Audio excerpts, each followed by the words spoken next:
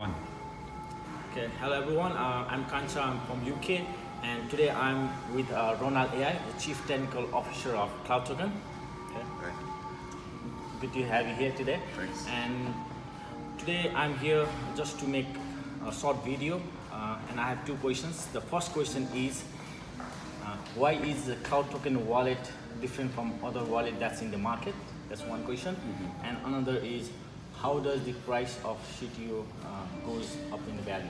Okay, two very important and good questions to ask, because I believe that most of the time I've been asked these two questions as well. Every time I go for events, right, these are the most frequently asked questions.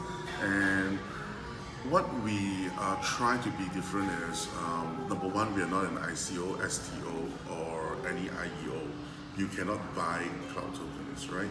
You have to work for it. What do you mean by work for it? You have to come into the system itself, really understand how you can actually earn the CTOs. Then when you do really earn the CTOs, which is your additional wealth, you can actually spend it on our wallet through many different mediums, okay? And we always say this, right? In order to be rich, you not only have wealth, but you need to have knowledge as well. So we, as a cloud token, this project itself, we want to bring you knowledge as well.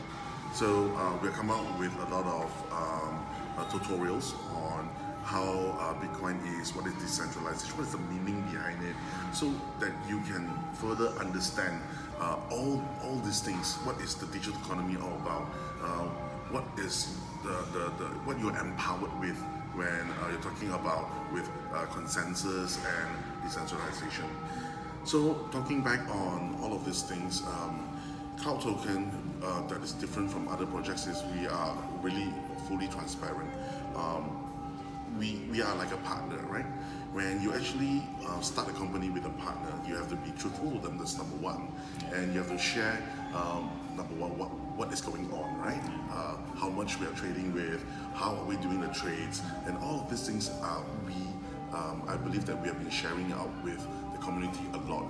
There are many videos, tutorials, many articles and documents about how we even do our trading.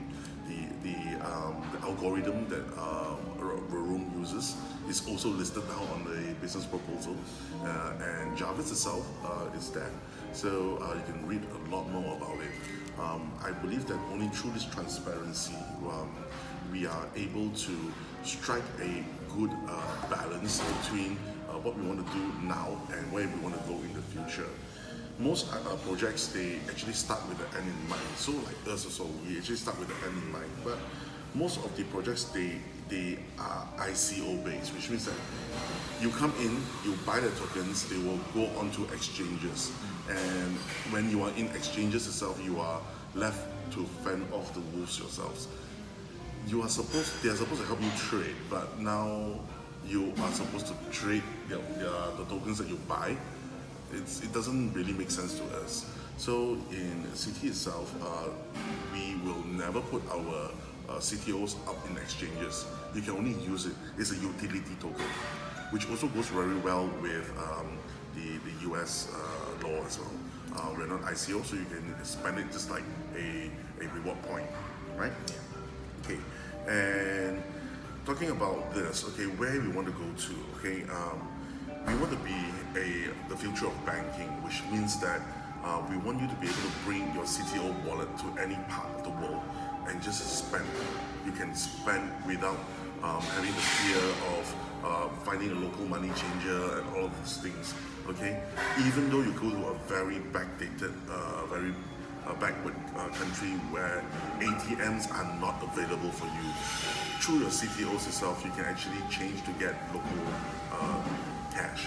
So we are trying to work with a lot of partners, okay, to make this thing happen. Our angle, as I say, we want to become the future of banking, which means that I want you to be able to travel anywhere in the world, okay, and you can use the wallet itself to spend, okay. So this is our end goal. We want to be bigger than WeChat and PayPal combined together. that is where we want to be there. So talking about the second question, how is the price of CTO listed? Actually, it's through a formula, very simple, okay? Because you actually you participate in the Jarvis program, okay? Now, for example, you put into Ethereum. Jarvis itself is supposed to take your 2 Ethereum and do a trade for you. And because of this process itself, Jarvis will give you CTOs, okay? And the CTO price is actually determined by the number of CTOs in circulation versus the asset of earnings that is in the reserve pool. Then you come up with a certain price, okay? Of course, this price is affected by a few things. Number one is the number of circulation, because the more asset that comes in, if Jarvis do not overrule Jarvis combined, do not fully utilize his asset, will be giving up way too much CTOs. But the earnings in the reserve pool will be low. That will actually cause the price to actually drop, okay? And also how much of users actually withdraw from these accounts, okay? The more they withdraw, if the withdrawal rate is higher than what we can earn, okay, then it also cause a drop, okay? So this is how the CTO price is actually determined guided by a formula which nobody can touch.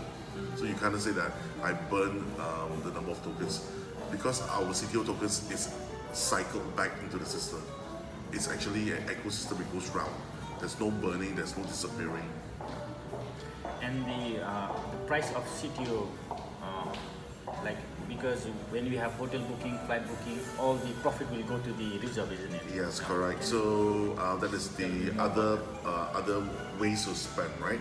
So for example, if you were to book a hotel or a travel package from the City wallet itself, okay, what we do is we actually give the users a 8 to 10% discount, okay, off whatever you can find on retailers. But for us, with the hotel provider, is actually a 5 to 40% discount rate. So what happens to that particular profit margin? We take this profit margin, we put it back into the reserve pool, whereby it will actually increase the price. Because now I'm taking CDOs, right, and I'm putting more asset back into the system itself that will actually give it a significant boost. So yeah. And what about the CTO cards? Does the fee profit from the cards exchange profit goes? Yeah, because it's a traditional prepaid card, so it has to go through a system.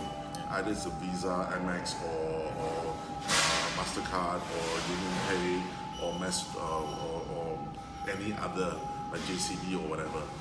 All these cards itself, they have a network fee. Okay, and after deducting this network fee, we will have probably a 1+% or 2+% earning ratio. If it's a forex, for example, because it's in US dollars, if you spend in US, then there's no forex to earn.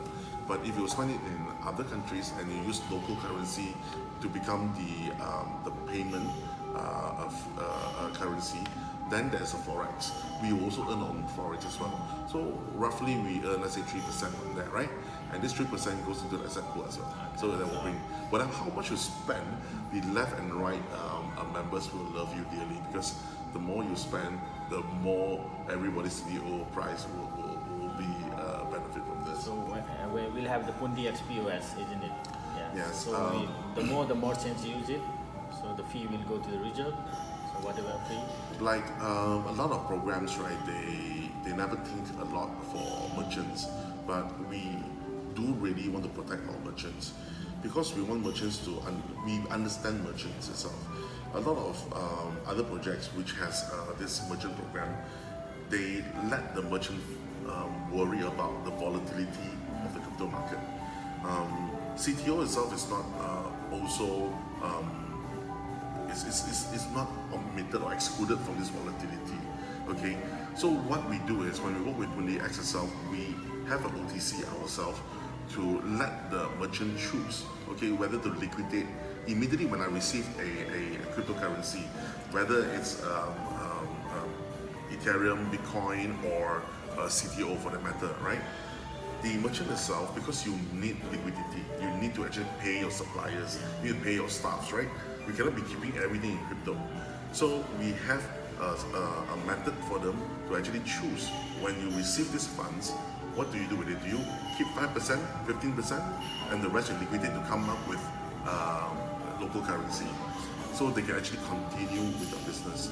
So these are the things that I don't think any projects except X, which are the leader in merchant POS systems. That's why we choose to work with them, okay, to give our merchants really a good way to start with digital currency, collecting all of this cryptos. Yeah, so of course there will be also earning from there, and this earnings itself will actually go back to the reserve pool as well.